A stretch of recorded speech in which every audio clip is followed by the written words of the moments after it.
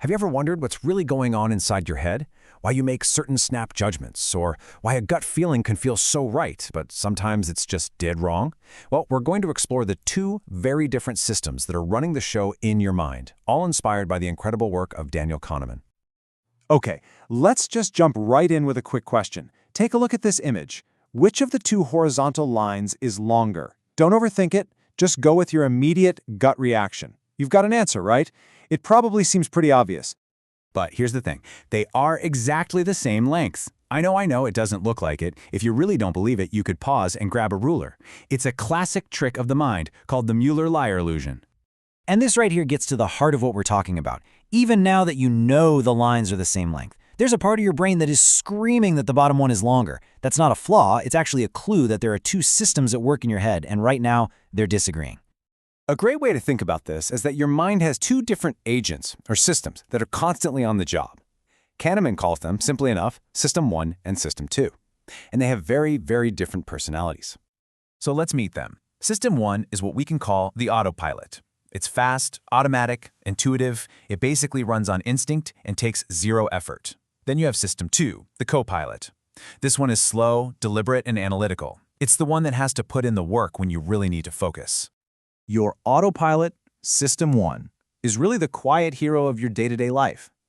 It's running in the background constantly, making sense of everything around you without you even having to lift a finger. System 1 is pretty much always on. It's the reason you instantly know that 2 plus 2 is 4. It's what lets you drive down a familiar road, kind of on autopilot, while you think about something else. It's that gut feeling you get when you meet someone new. It's all happening automatically, beneath the surface of your conscious thought. But, and this is a big but, to be that fast and efficient, your autopilot has to take shortcuts. It relies on assumptions and simple rules of thumb. And most of the time, that works great. But sometimes, it leads to some very predictable mistakes. And that's when you need to call in the co-pilot. System 2 is that conscious thinking part of you that you actually identify with. It's the part of you that makes choices, that reasons through things, and really concentrates. Think about this for a second. What is 17 times 24? Now, don't just reach for your phone. Try to work it out in your head. Just give it a show. You feel that? That little bit of strain? The focus it takes to hold the numbers in your head? Your pupils probably even got a little bigger. That feeling of real mental work, that's your co-pilot, System 2, waking up and getting to work. Because your autopilot just looked at that problem and said, nope, not for me. System 2 is what you use for anything that requires your full attention, like trying to parallel park in a really tight spot, or searching for a friend's face in a big crowd, or trying to decide which new phone to buy. It's incredibly powerful, but its energy is limited and it gets tired easily. So here's the key idea.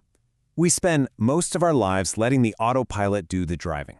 We trust its instant feelings, its quick judgments. But that's exactly how we fall into these common thinking traps, these cognitive biases, where our intuition just gets it plain wrong. A really common one is something called the halo effect.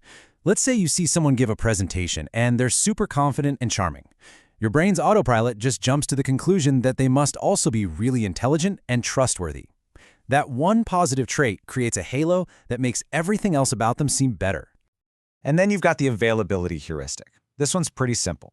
Our brain decides how common something is based on how easily we can remember an example of it. If an example pops into your head right away, you assume it must happen all the time. This is the perfect example of that in action. We tend to worry way more about dramatic, scary things like plane crashes than we do about everyday risks like, say, texting while driving. Why? Because the images of a plane crash are vivid and stick in our memory. They're easily available, so our autopilot makes us feel like the risk is huge, even though, statistically, the drive to the airport is far more dangerous. So why does any of this matter in your actual life? Well, because just becoming aware of these two systems in your head is the very first step to making better decisions and having more control over your own mind. When you start to recognize the mental shortcuts your autopilot is taking, you can learn to pause, take a breath, and consciously bring your co-pilot online. This kind of awareness can genuinely improve everything, from how you manage your money, to how you react in an argument, to building a new habit that actually sticks. Think about it for a second. Has there ever been a time when you made a complete snap judgment about someone, good or bad, only to get to know them and realize your first impression was totally off? Yeah, That was almost certainly your autopilot jumping to a conclusion with very little to go on.